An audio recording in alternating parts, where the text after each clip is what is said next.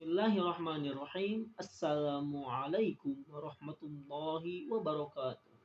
Bismillah. Alhamdulillah. Wa syukru ala ni'amillah.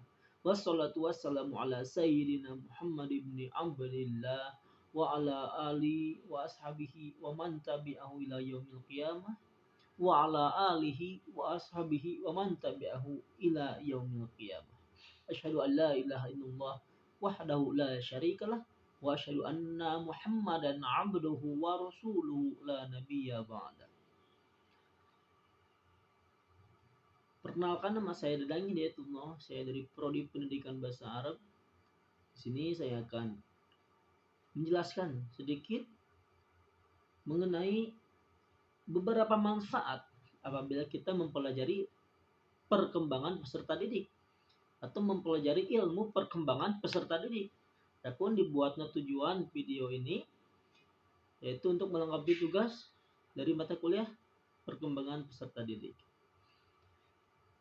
Mengenai perkembangan peserta didik, mengenai mempelajari dan memahami tentang istilah peserta didik memang sangat diperlukan oleh lembaga pendidikan, terutama seorang tenaga pendidik atau disebut guru, baik untuk pendidikan formal ataupun sistem dalam arti pendidikan non formal.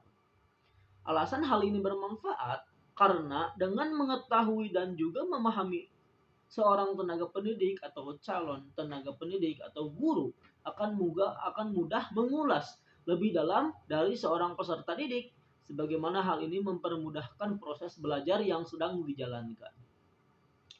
Menjadi pangkuan ataupun tidak, seorang pendidik yang mempelajari arti perkembangan peserta didiknya akan mampu meningkatkan profesionalisme tenaga pendidik sebagai ujung tombak di dalam mempelajari atau mengimplementasikan kurikulum pembelajaran di kelas yang memang sudah sangat perlu untuk mendapat suatu perhatian yang lebih.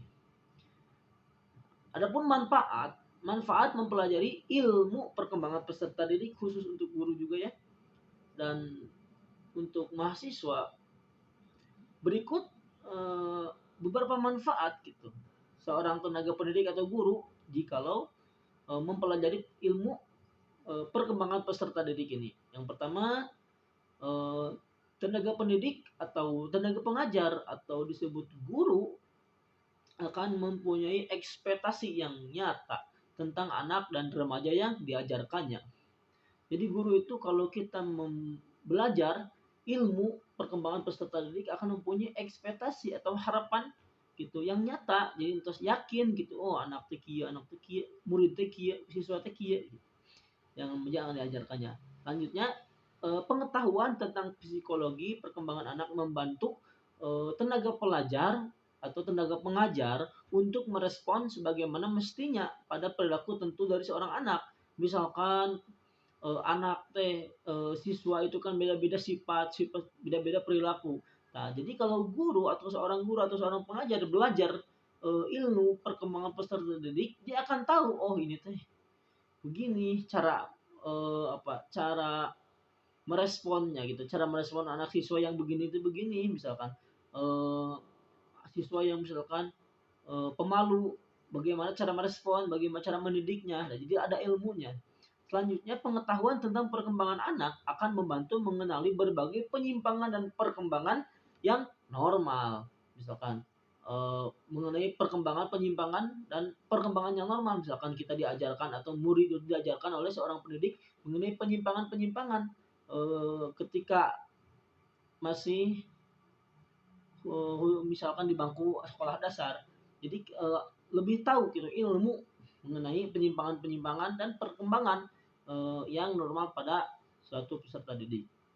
Selanjutnya yaitu dengan mempelajari perkembangan anak didik atau perkembangan peserta didik ini, maka akan membantu memahami diri sendiri untuk menerapkan proses pembelajaran yang akan dijalankan. Nah, demikianlah sedikit ulasan mengenai manfaat mempelajari perkembangan peserta didik. Semoga ulasan atas penjelasan tersebut memberikan gambaran bahwa seorang tanpa tenaga didik yang ada di lembaga pendidikan harus mampu menunjukkan pengajaran yang dapat diterima oleh peserta didik atau murid. Mungkin itu saja yang bisa saya sampaikan, yang bisa saya jelaskan. Mohon maaf apabila ada kekurangan dan kesalahan. Wabillahi taufiq wal hidayah. Wassalamualaikum warahmatullahi wabarakatuh.